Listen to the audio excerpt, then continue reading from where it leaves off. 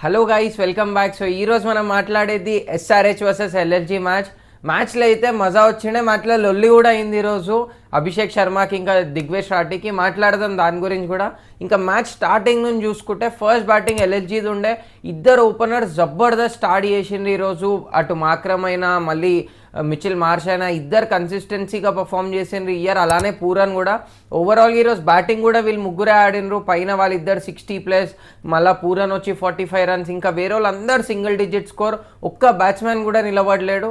ఇంకా రిషబ్ పంత్కి వస్తే, రిషబ్ పంత్ లైక్ మొత్తం ఈ ఐపీఎల్ సీజన్ అది ఆ టీంకి క్యాప్టెన్ ఉంటే దరిద్రమా, లేదంటే ఆ టీం మేనేజ్మెంట్ వల్ల ఒక ప్లేయర్ వెళ్ళి అక్కడ పర్ఫామ్ చేయడా, లేదా ఆ ప్లేయరే అట్లా ఆడతారా అడిగి పోయా తెలియదు. కానీ కేఎల్ రాహుల్ ఉన్నప్పుడు కూడా కేఎల్వి రన్స్ వస్తుండే, బట్ టీం గెలవకపోతుండే. ఐ మీన్ టీం కూడా ప్లే ఆఫ్కి వెళ్ళింది, బట్ స్టిల్ ఆ మేనేజ్మెంట్కి, ఓనర్ బేసిక్లీ మేనేజ్మెంట్ అంటే ఓనర్ ఇంకా క్యాప్టెన్కి అది ముందు కూడా తెలుసు. లాస్ట్ ఇయర్ కూడా ఇన్ ది ఫీల్డ్ ఎప్పుడైతే ఎస్ఆర్హెచ్ మ్యాచ్ ఇన్ఫ్యాక్ట్ అది ఏదైతే ఎస్ఆర్హెచ్ 9-10 ఓవర్స్లో చేంజ్ చేసిండే, ఆ మ్యాచ్లో వాళ్ళ ఓనర్ వచ్చి కేఎల్ని ఏదో అనడం, దాని తర్వాత కేఎల్ వదిలేయడం టీంని.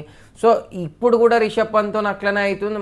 అలా ఏం బయటికి రావట్లే reports, but still Rishabh Pant comfortable అయితే లేడు ఆ టీంలో అని అర్థమవుతుంది. అలానే రిషబ్ పంత్ బ్యాటింగ్ కూడా అసలు ఏం ఒక్క మ్యాచ్లో పర్ఫార్మెన్స్ రాలే. ఇయర్ అయితే ఆల్మోస్ట్ 13-14 యావరేజ్, 100 లోపు స్ట్రైక్ రేట్ కూడా ఉంది. సరే యావరేజ్ తక్కువ ఉండి రన్స్ వస్తున్నాయి, స్ట్రైక్ రేట్ బాగుంది ప్లేయర్ది అంటే అది లేదు అసలు. 100 లోపు స్ట్రైక్ రేట్, 98 స్ట్రైక్ రేట్ ఉంది. ఏం ఆడుతుండు, ఏం పర్ఫార్మెన్స్ ఇస్తుండు అసలు. యాజ్ అ క్యాప్టెన్ కూడా బాగా. ఇంక ఈరోజు అయితే అఫీషియల్గా ఎలిమినేట్ కూడా అయిపోయిన టీం. వీళ్ళు అఫీషియల్గా జస్ట్ ఈరోజు అయింది, బట్ నిజంగా ఎల్ఎల్జీకి ఆ రిధమే అనిపించలేదు. ఎల్ఎల్జీ మళ్ళీ ప్లే ఆఫ్కి వెళ్ళే ఆ రేస్లో ఉంటుందా అని ముందైన 2-3 మ్యాచ్లలో కూడా. ఈరోజు కూడా మళ్ళీ అదే ఎస్ఆర్హెచ్తోని ఫస్ట్ ఇన్నింగ్స్ సరే అక్లిక్లై 207 టార్గెట్, 206 టార్గెట్ ఉన్నాక కూడా, దాని తర్వాత కూడా బౌలింగ్కి వచ్చినాక వీళ్ళు ఇంక ఈరోజు ఇన్ఫ్యాక్ట్ ఎస్ఆర్హెచ్లో ట్రావిస్ హెడ్ లేడు, అభిషేక్ శర్మ ఎంబడి అథర్వ్ టైడే ఓపెనింగ్ చేసిండే. అక్కడ నుంచి ఒక వికెట్ జల్ది వచ్చింది, బట్ అభిషేక్ శర్మ ఒక్కడు నిలబడి. అదే అయిపోయింది టోర్నమెంట్, అయిపోయిన మ్యాచ్లలో కొట్టుమంటే అయితే అభిషేక్ శర్మ జబర్దస్త్ ఆడతాడు నిజంగా. ఈరోజు కూడా వచ్చిండు 18 బాల్స్లోనే 50 అయిండే. ఓవరాల్గా 20 బాల్స్ 59 రన్స్ కొట్టిండు ఈరోజు. జబర్దస్త్ బ్యాటింగ్. అప్పుడే ఎప్పుడైతే దిగ్వేష్ రాఠీ అభిషేక్ శర్మ వికెట్ తీసిండో, దాని తర్వాత అందరికీ తెలుసు రాఠీ సెలబ్రేషన్ 2 సార్లు ఫైన్లు కూడా పడ్డాయి. అను చలాన్ సెలబ్రేషన్ వచ్చేదో చలాన్ కట్ చేసినట్టు చేస్తాడు. సేమ్ అట్లనే ఈరోజు చేసిండే, కానీ ఒక స్టెప్ ముందుకు వెళ్ళిపోయింది ఈరోజు. వికెట్ తీయంగానే ఏదో అర్థమైతే అయింది, ఏదో అన్నాడు అభిషేక్ శర్మను. ఉట్టి ఆ సెలబ్రేషన్ కాదు, ఏదో వెళ్ళిపోవను అలా ఏదో అన్నాడు అభిషేక్ శర్మ కూడా. మళ్ళీ రిటర్న్ వచ్చి దిగ్వేష్ రాఠీనేమో అని అదొక హీటెడ్ ఆర్గ్యుమెంట్ అయింది. బట్ ఎలా అయినా వికెట్ పోయిండే అని అభిషేక్ శర్మ కూడా వెళ్ళిపోయింది. బట్ వెళ్ళిపోయినాక కూడా డగౌట్లో కూడా ఎన్నిసార్లు కెమెరా ఫోకస్ చేస్తుండే. మళ్ళీ అభిషేక్ శర్మ అక్కడ 4th ఎంపైర్తో మాట్లాడడం కూడా కనిపిస్తుండే. సో ఇద్దరికి ఫైన్ అయితే పక్కా ఇద్దరికి పడుతుంది, ఇటు అభిషేక్ శర్మకైనా రాఠీకైనా. కానీ రాఠీ అయితే నిజంగా 3rd టైం ఎన్ని ఫైన్లు పడ్డా ఏం పడ్డా సెలబ్రేషన్ అయితే పక్కా చేయాలా ఫిక్స్ అయ్యిండు. అదే సెలబ్రేషన్ చేస్తే ఎన్ని ఫైన్లు పడ్డా. ఇంకా దాని తర్వాత వచ్చింది ఇషాన్ కిషన్ ఇప్పుడు ఇండియా ఏ టూర్లో ఉండు ఇంగ్లాండ్ టెస్ట్ మ్యాచెస్లో. దానికి టెస్ట్ మ్యాచ్ బ్యాటింగ్ ప్రాక్టీస్ చేసిండు ఈరోజు. కొద్దిగా మంచిగా మెల్లగా ఆడుకుండు. 28 బాల్స్లో 35 రన్స్ కొట్టిండు. మంచి టెస్ట్ మ్యాచ్ నాక్ ఆడిండు. ఇంకా కొద్దిగా మెల్లగా ఆడితే మేబీ ఎస్ఆర్హెచ్ని మ్యాచ్ కూడా ఓడిపిస్తుండేమో. ఈరోజు మంచి ఎల్ఎల్జీ కోసం ఆడుతున్నట్టే ఉండే.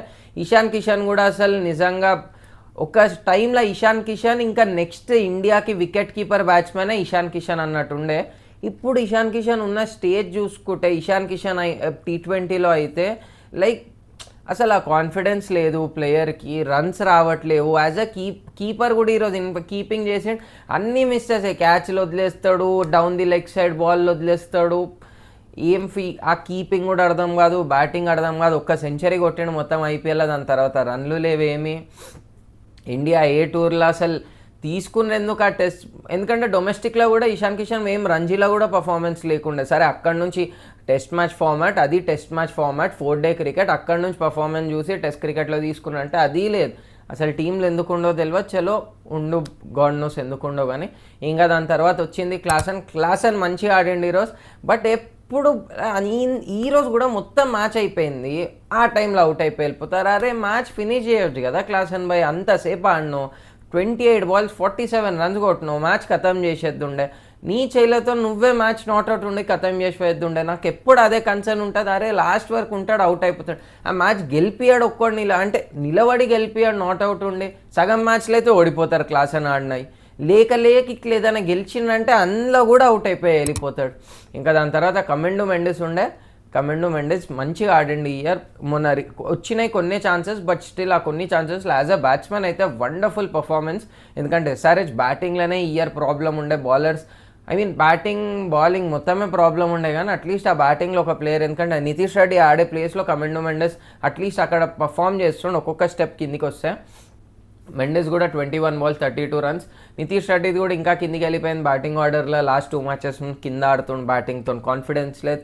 నితీష్ రెడ్డి కూడా England most probably series India ఏలో లేకపోయినా ఇండియా ఏలో ఉండు, ఇండియన్ టీంలో ఇండియన్ స్క్వాడ్లో మెయిన్ స్క్వాడ్లో కూడా ఉంటుండదు నితీష్ రెడ్డి, ఇన్ఫ్యాక్ట్ ప్లేయింగ్ 11లో. సో ఎట్లయినా పర్ఫార్మెన్స్ అయితే ఇవ్వాల్సిందే. ఇప్పుడు ఐపీఎల్ సెకండరీ అయిపోయింది, ఎలా అయినా టీం ఎలిమినేట్ అయిపోయిందని, కానీ బట్ అక్కడ వెళ్ళైతే టెస్ట్ మ్యాచ్లో హోప్ఫుల్లీ పర్ఫామ్ చేస్తాడు. ఇంకా దాని తర్వాత కంఫర్టబుల్గా చేజ్ చేసేసింది ఎస్ఆర్హెచ్. 18.2కి 206 ఈజీగా స్కోర్ చేసాను. దాని తర్వాత కూడా ఎప్పుడైతే లాస్ట్లో మ్యాచ్ అయిపోతుంది, దాని తర్వాత హ్యాండ్ షేక్స్ అయితే అప్పుడు కూడా రాటి ఇంకా అభిషేక్ శర్మ ఏదో మాట్లాడుతుండే, అప్పుడైతే నవ్వుకుంటూనే మాట్లాడుతుండే, అప్పుడేం హీటెడ్ ఆర్గ్యుమెంట్స్ లేకుండే. సేమ్ గ్రౌండ్లో ముందు విరాట్ కోహ్లీ, గంభీర్ ఇంకా నవీన్ ఉల్-హక్ది కొట్లాట అయింది, ఇప్పుడు మళ్ళీ అదే గ్రౌండ్లో దిగ్వేష్ రాటి ఇంకా అభిషేక్ శర్మ. మేబీ ఆ గ్రౌండ్ వాస్తు బాగాలేమో, అసలు ఆ గ్రౌండ్లోనే ఏదో ఉంది. ఇంకా ఓవరాల్గా ఇప్పుడు అఫీషియల్గా ఉన్నాయి 5 టీంలు ఐపీఎల్లో, 3 అయితే క్వాలిఫై అయిపోయింది. ఢిల్లీ ఇంకా ఎంఐ, ఈ రెండిట్లో ఏదైనా ఒకటి 4th place ball. High probability ఎట్లయినా ఎంఐ వెళ్ళిపోతారు ఢిల్లీ ఆడే క్రికెట్తోని. సో ఇప్పటికైతే ఇప్పుడు నెక్స్ట్ ఇంకా ప్లే ఆఫ్లోనే మజా వస్తుంది. ఇప్పుడు ఏ మ్యాచ్లన్నీ ఇంకా ఒక్కటి ముంబై ఇంకా ఢిల్లీ మ్యాచ్, ఆ మ్యాచ్లో మజా వస్తుంది, కానీ వేరే మ్యాచ్లు అన్నీ ఇంకా సో మ్యాచెసే ఉంటాయి. మజా అయితే ఎట్లనే వస్తుంది, ఆ టాప్ 2 కోసం లొల్లు ఉంటుందని, టాప్ 2లో ఏ టీం పోతుందా అది చూడాలి. ఇంక ఈరోజు మ్యాచ్కి అయితే ఇంతే. అలానే మనం రేపటి మ్యాచ్కి వచ్చేస్తే, రేపు ఉంది ఐపీఎల్ పెద్ద మ్యాచ్, అన్నిటికంటే పెద్ద మ్యాచ్ ఐపీఎల్ది, చెన్నై వర్సెస్ ఆర్ఆర్.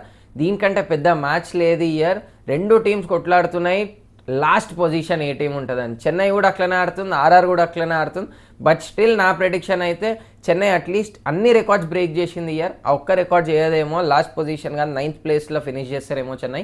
నా ప్రెడిక్షన్ అయితే చెన్నై గెలుస్తుందని. మీ ప్రెడిక్షన్ ఏంటో కమెంట్ చేయండి. అలానే ఈ వీడియో నచ్చితే please do like, share and subscribe.